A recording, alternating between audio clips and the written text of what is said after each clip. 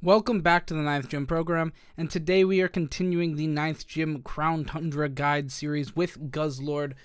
This is a Pokemon that's actually surprisingly good. It's not that good, but it's it astonished me at how pretty good it is. Does that make sense? It's pretty solid. It has Beast Boost, which is good. Dark Dragon typing is pretty good, except for Fairy typing, of course. Stay away from Fairies because they will just kill you.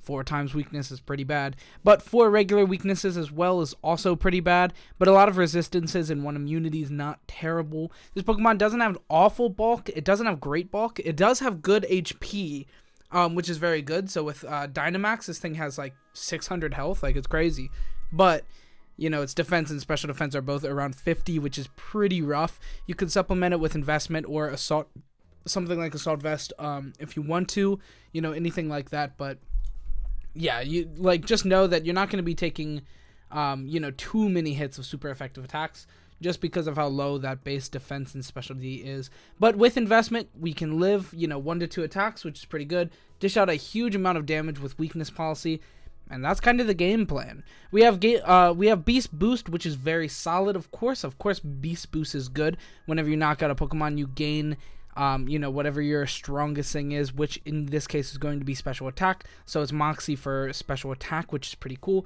So whenever you knock something out, boom, +1 special attack makes this thing really strong. We also have things like Sludge Bomb, which turn into Max Ooze, which does in fact give it a +1 special attack. So when you're taking knockouts with that move, you're going +2 special attack on top of weakness policy proc. You're dishing out a lot of damage, is what I'm saying. So, this thing does do a lot of damage, which is pretty cool. Honestly, what even is this guy, though? What is he? He's a big dragon guy? It doesn't look like a dragon to me. He does have little wings, I guess. Anyway, that's about it for that, for the overview. Let's go ahead and move on. Oh, also, one more notable thing is, it has very low speed, which is going to be good for Trick Room, which is the primary tactic we have for this Pokemon. So, without further ado, let's get into the build for today. So today I only have one build. It's just going to be the weakness policy beast boosting build. It's very solid. The spread is pretty, normal. It's just special attack and then invested into defense and special defense split, just so that we can live a lot of certain attacks, things like Tapu Fini, Dragapult. There are other attackers. What is the other one that I calced for? Metagross. There's a lot of things that we want to calc for.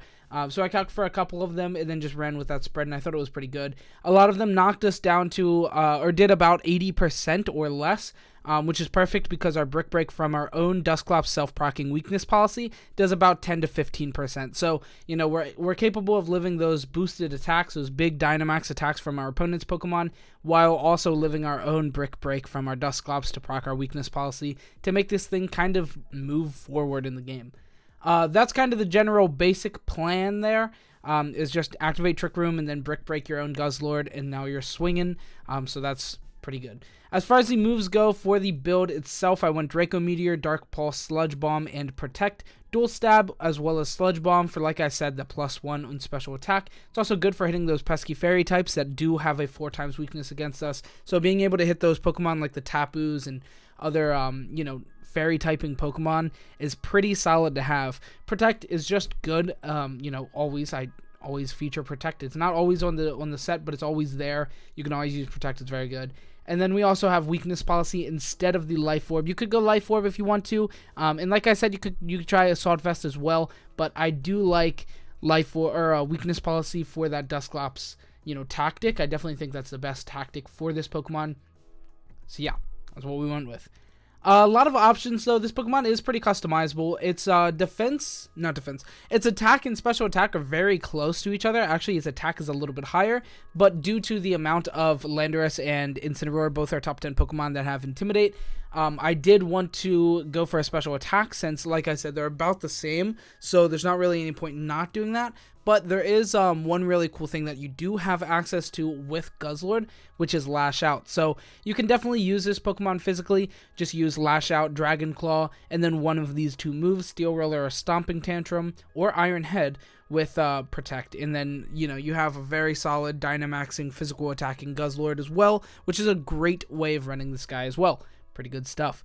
Now, we also have Flamethrower, which is another really notable move for coverage for Guzzlord. I do really like Sludge Bomb for coverage, but Flamethrower could be used there, and you can also use that over Protect, but I think having Protect / Max Guard is really good on this Pokemon because it's going to be the main, guy that you're going to be doing anything with. Maybe if you have Ally Switch on Dusclops, you can maybe run that over Protect, but I would still run Protect, Dual Stab, and one move of choice, which is Sludge Bomb here.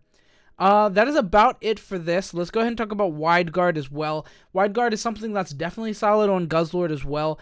Wide Guard is really solid right now. We have Earthquake going around. We have Dazzling Gleam. We have Rock Slide. A whole bunch of really strong multi-targeting moves. It's not bad to have Wide Guard. And if you run into a Guzzlord, which is pretty unlikely, but if you do run into one, know that it could have Wide Guard. Pretty cool stuff. Anyway, let's talk about the synergetic Pokemon real quick. I already covered it for the most part. Dusclops, so it sets Trick Room. It also has Brick Break, which can self-proc your Guzzlord's weakness policy, and then kind of get the ball rolling. You also have moves like Ally Switch, Helping Hand, Will-O-Wisp, a lot of support moves that make Dusclops just a really good, partner for Guzzlord. Guzzclops, Dusklord, whatever you want to call that duo. That is the way I would run it, especially right now if I was, making a Guzzlord team right this second. This is what I would do. Guzzlord next to Dusclops. Pretty easy stuff, pretty basic stuff. Good stuff.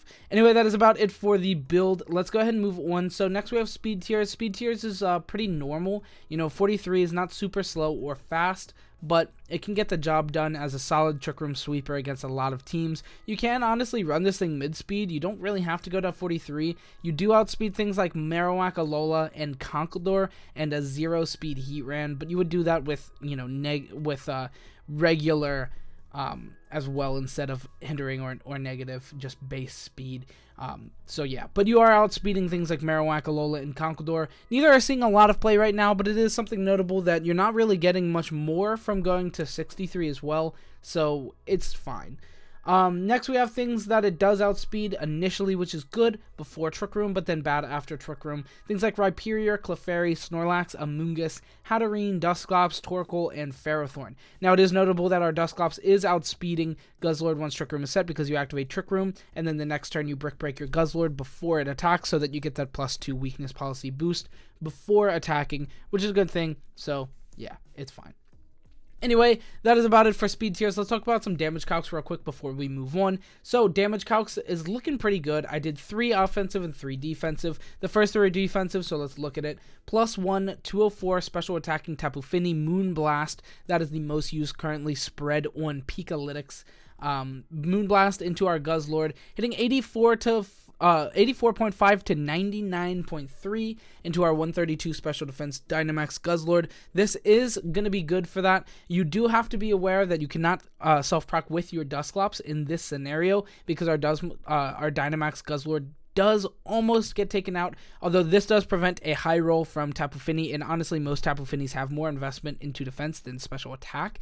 Not all have 204 special attack. That's a lot of investment into special attack. And it's also Calm Mind boosted, just so you know. It's just so that we can live that pretty easily. It's good stuff. Next we have Life Orb, Dragapult, Max Wormwind into our 124 defense Dynamax Guzzlord, hitting 61 to 73. Like I said, we hit about 10 to 15% with Dusclops, so it's good to have a little bit of wiggle room there, and we do. Next, we have +2, 252 attack Metagross Max Hailstorm into our 124 Dynamaxed Guzzlord, hitting 68 to 81. I really wanted to sit around that 81%, so we had a little bit of wiggle room so we don't die to a roll from that or the Dusclops self-proc. So Metagross is another Pokemon that it's pretty safe to usually attack into your own guy because, well, you'll kill it. Anyway, next we have... I forgot one thing here. Anyway, next we have some damage calcs, which is good. Everybody likes to see these. Guzzlord, Max Darkness, +2 from Weakness Policy, and 252 plus from our investment. We are hitting with Max Darkness into a 252 HP and 252 Special D. Eviolite Dusclops, I know most of them will not have that much Dusclops. I know a lot of them won't have that much Special D, but this is still pretty good to know that you are hitting 119 to 142. That's a lot of damage. Guaranteed Oko, that guy's dead. Pretty good stuff. Even 3 Eviolite and max investment. Easy peasy. Next we have Guzzlord, Max Darkness, +2 from Weakness Policy once again. Into the Dynamaxed Metagross. Oh, I missed the Max Hailstorm was actually Weakness Policy procced. I don't think I said that. Maybe I did, actually. I'm going crazy. Anyway, +2 from weakness policy proc, 252 plus special attacking Guzzlord max darkness into a Dynamaxed Metagross with 0 investment into bulk, mind you, but we are hitting 140 to 164, so it is a guaranteed OHKO and gives us a little bit of wiggle room. Even if they do have investment in HP or special D, we're still probably taking an OHKO, which is pretty good.